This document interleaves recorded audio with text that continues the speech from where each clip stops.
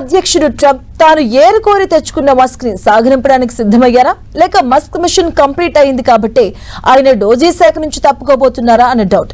ఎందుకంటే ఈ మధ్యనే ఎలాన్ మస్క్ ఐఆమ్ డన్ అంటూ ఓ ఇంటర్వ్యూ ఇచ్చారు. దాని ప్రకారం మే నెలలో డిపార్ట్మెంట్ ఆఫ్ గవర్నమెంట్ ఎఫిషియన్సీ నుంచి తప్పుకోవడం ఖాయంగా కనిపిస్తుంది. ఒకవేళ అదే నిజమైతే డోజీ నుంచి మస్క్ తప్పుకోవడానికి కారణం పైకి చెప్తుందేనా, ఇంకేదైనా ఉందా? Watch the story.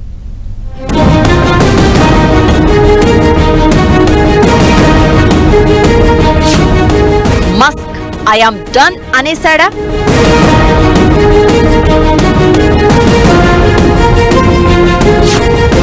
డోజీ నుంచి తప్పుకుంటున్నాడా?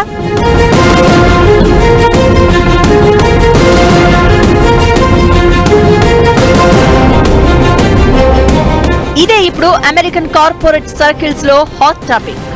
అమెరికాలో రెండో దఫా అధ్యక్షుడిగా పదవి చేపట్టిన డొనాల్డ్ ట్రంప్ తన గెలుపు కోసం మద్దతిచ్చిన ఎలన్ మస్క్ కి డిపార్ట్మెంట్ ఆఫ్ గవర్నమెంట్ ఎఫిషియన్సీ డోజీని అప్పచెప్పారు. ఈ 3 నెలల్లోనూ ఎలన్ మస్క్ తాను ఏం చేయాలనుకున్నారో అది చేసేశారు. ఎడాపెడా ఉద్యోగాలు పీకేశారు. ఖర్చులు తగ్గిస్తానంటూ లే ఆఫ్లతో పాటు ఎవరేం చేయాలో చేస్తున్నారో తనకి మెయిల్స్ పెట్టాలంటూ ఆదేశాలు జారీ చేశారు. అయితే రీసెంట్ గా ఓ ఛానల్ కి ఇచ్చిన ఇంటర్వ్యూలో తమ పని ముగిసినట్లుగా మాట్లాడారు. దీంతో మే నెలలోనే డోజీ నుంచి ఎలన్ మస్క్ తప్పుకుంటారనే టాక్ బయలుదేరింది.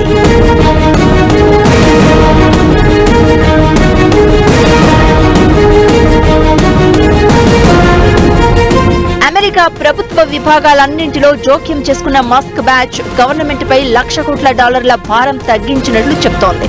మే 2025లో వార్షిక ఫెడరల్ లోటును సగానికి సగం తగ్గించాం.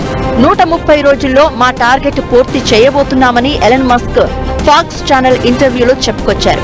రోజుకు $4 బిలియన్ లోటును సరిచేస్తూ నిర్విరామంగా పనిచేసినట్లు చెప్పిన మస్క్ నిర్ణయం వెనుక మరో కారణం ఉందని, ఈ మధ్యకాలంలో అమెరికా ప్రభుత్వ విధానాలకు వ్యతిరేకంగా నిరసనలు చోటు చేసుకుంటున్నాయి. టెస్లా ఫ్యాక్టరీ దగ్గర ఇవి చోటు చేసుకోగా ప్రభుత్వంలో కీలక పాత్ర పోషిస్తున్నారు కాబట్టే టెస్లా కార్లను తగలబెట్టారు అనేది ఎక్కువ మంది నమ్ముతున్నారు.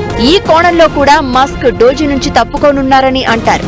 మరోవైపు ట్రంప్ ఇచ్చిన పదవీ కాలం కూడా మే నెలలో పూర్తవుతూ ఉండగా మస్క్ తన టాస్క్ కంప్లీట్ చేశాను అని చెప్తున్నారు.